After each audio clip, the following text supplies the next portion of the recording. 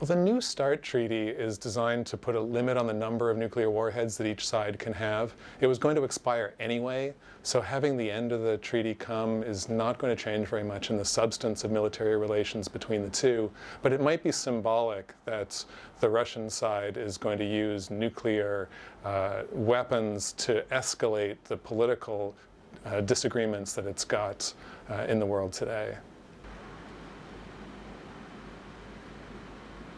Well, what the treaty did was limit how many warheads there could be and how many missiles each side could have. The treaty was going to expire. Now the Russians have said they will not renew it when it does expire, so that will end. But there hasn't been very close compliance with it over the last few years anyway. The inspections that were supposed to happen weren't happening because of COVID and then because the Russians wouldn't allow it.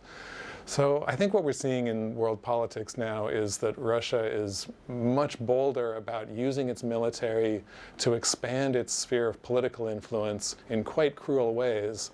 And so that's a signal, I guess, that we may be entering a more militaristic phase of relations between the US and Russia, the world and Russia.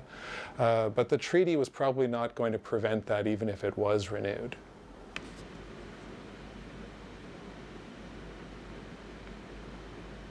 Yeah, President Biden made a very forceful speech on foreign relations this week where he asserted quite plainly that the United States is interested in helping Ukraine resist Russian aggression, and hinted more generally that the US is interested in helping the rest of the world resist Russian aggression as well. So that may escalate the stakes in a way, but it's probably something that many of the neighbors of Russia would quite welcome, since this emboldened Putin is looking quite frightening to many of his neighbors. So the idea that the US is standing with those neighbors is going to be heartening to a lot of countries. It seems quite clear that if the US and others weren't providing weapons to the government of Ukraine, the country would have collapsed in the face of the Russian invasion long before now. And so if any time the outside world stops arming Ukraine, that's probably what will happen. So it's a tragedy and a terrible situation for so many people there. And American weapons, European weapons are enhancing the war for sure. But the alternative is to allow the Russian government to take over. And that seems even worse to lots of people. So it looks like a full-on tragedy, where the policy the US is taking has great costs, but the alternative might be even worse. So this is a moment where the tragedy of international politics is evident, but driven by, to be clear, the Russian government.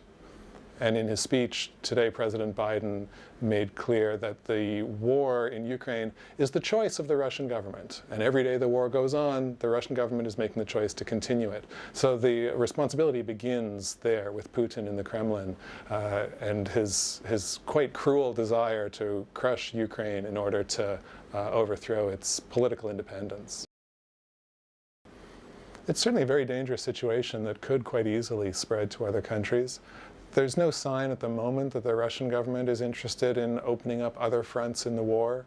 It seems like they're quite focused now on just controlling that eastern part of Ukraine and perhaps cementing that control and drawing a line there. So I don't think that they will spread. But the amount of military hardware flying around is so enormous that the casualties and the civilian costs are astronomical. And it's very easy in such a militarized situation for things to go awry and yet more innocent people get killed. So it's certainly a very dangerous situation for everybody nearby. I think the White House can walk and chew gum at the same time. And there's no zero-sum attention deficit problem such that paying attention to foreign affairs takes away from domestic affairs.